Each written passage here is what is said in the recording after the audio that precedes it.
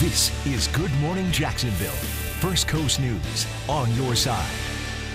Getting control of COVID cases in Florida now plummeting to the lowest levels in the entire country. So coming up at exactly 6:09, we're going to put the curve in context.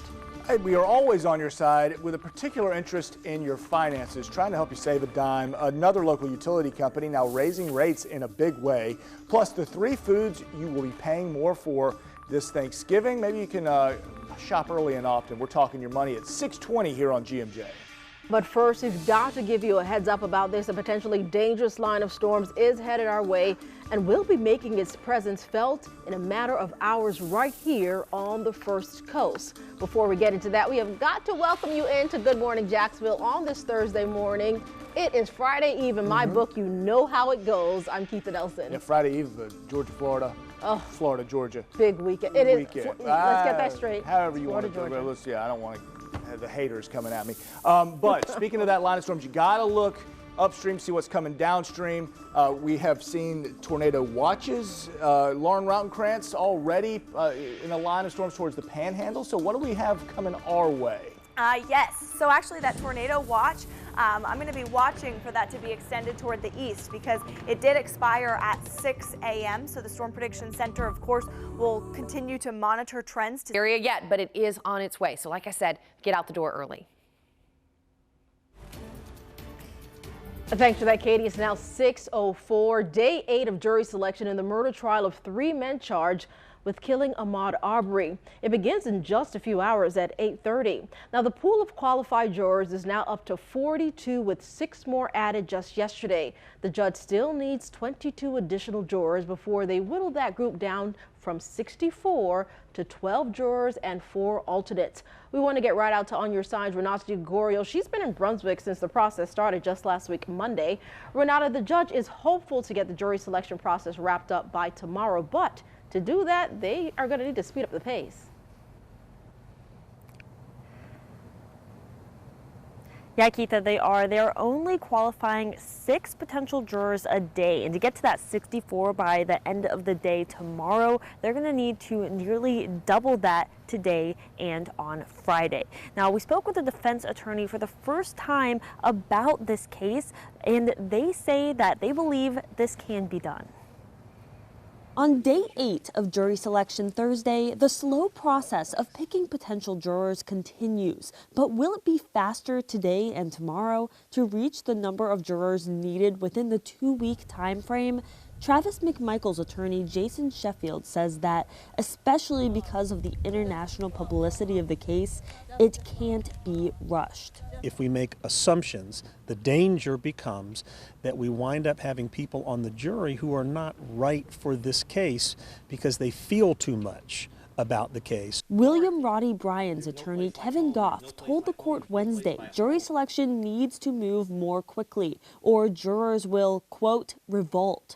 Here's Judge Timothy Walmsley. I apologize for folks who believe that we're taking up too much of their time, but one would hope that we all can see the bigger picture here and respect the process. Travis McMichael's defense attorney does not think that they'll need a change of venue in this. We'll talk more about why they think that and what we know about the potential jurors coming up in the next half hour. Live in Brunswick, Renata Gregorio, First Coast News, on your side. Thanks for that, Renata, and our coverage continues on firstcoastnews.com and, of course, that First Coast News app. We will be streaming the entire trial for you from gavel to gavel. And speaking of the app, just sent out a forecast update to your phones and devices, so check it out and turn on your notifications. In your fast lane this morning, let's get you up to speed on everything else you need to know. New overnight, a missing endangered person alert has been issued for this woman, Tanisha Rogers. She's on your screen right now. Police say she was last seen back on October 6th in the Argyle Forest area. Anyone with information about her disappearance, where she could be, most importantly, they need to find her. You got to call police. The mother of Aiden Fucci, the St. Johns County teen accused of killing classmate Tristan Bailey last May, is set to face a judge today on tampering charges. Crystal Smith is accused of washing blood out of her son's jeans in the hours after Bailey's murder. Well, a pretrial conference will also be held today for Aiden Fucci. Now, more on that coming up in our next half hour right here on GMJ. 10 o'clock this morning, Mayor Lenny Curry is going to join leaders from Jacksonville Jaguars, CSX, and the city's Military Affairs and Veterans Department to announce this year's recipients of the JAGS Community Grants for military and veteran serving organizations. They're also going to be highlighting upcoming events for the 2021 Celebration of Valor. And the Florida-Georgia weekend gets going in earnest tonight with the Bold City Bash. Here we go. So tonight there will be food trucks and a concert from 5 until 9. It's at the Riverfront Plaza, which we know is the former site of the landing. McKenna Rodriguez will be breaking down all of the Florida-Georgia fan festivities. That's coming up at 6:48 right here on GMJ.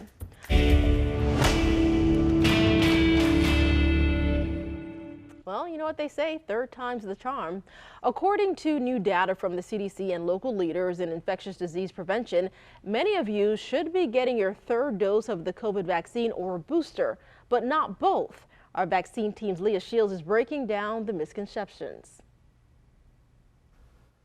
There are a lot of questions and misconceptions going around about boosters or third doses, considering they are somewhat new in our fast-changing world. Well, aren't third doses and booster shots the same thing? Let's verify.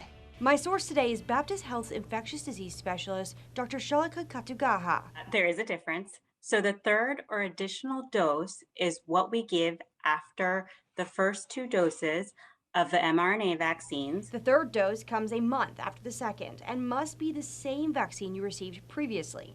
It's given to people with weakened immune systems who scientists don't think can mount the same amount of antibodies as others. That may include people with cancer who have had a transplant or takes immunosuppressive medications. A booster dose is given later. It's given 6 months later to people who are of vulnerable populations who we believe actually did mount a response to the first 2 doses. This group includes people over 65, adults in long-term care facilities, people with underlying medical conditions, or people at risk of exposure due to where they work or live. If you are getting a booster, Dr. Katugaha says you can safely mix and match your vaccine. I'll break that down coming up on Good Morning Jacksonville. Leah Shields, First Coast News, on your side.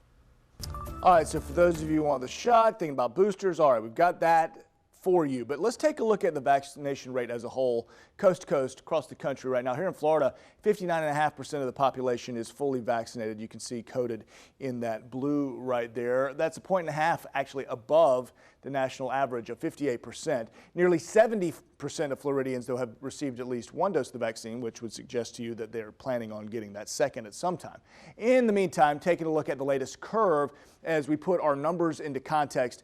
Pure case numbers here across the state of Florida. The trend this time all the way to the left as we're looking at a year ago to right now today. Numbers doing pretty, I mean, if you're going to put a good bad thing on it, I mean, it's doing pretty well as they do trend down. Average case numbers down nearly 94% since the peak of the Delta variant surge that happened here in mid-August. So a downward trend for sure. Well ahead of the national average, by the way, but cases across the nation also trending down in a very big way. Hospitalizations alone are down 54% across the country. Here at home on the First Coast, UF Health is treating just 17 COVID patients right now, according to the latest report, just 17. Over the summer, there have been as many as 10 times more than that, almost 200 people being treated at any given time. So again, big headline, cases and hospitalizations both down more than 90% here in Florida, and the national trend is following suit as we do head in towards a holiday season of travel. Keitha? 11 minutes now past the hour, folks. So one of your favorite coffee shops is now planning a big pay hike for its employees. Plus, for the first time in more than 2 decades, the World Series is coming back to Georgia. We're going to take a look at ticket prices and why parking could be one of the biggest hurdles facing Braves fans. Hey, let's take a look at, well, Brunswick today. We're going to see some storms rolling in, and actually, I know I keep talking about the severe weather threat across North Florida, but Southeast Georgia, you're included as well.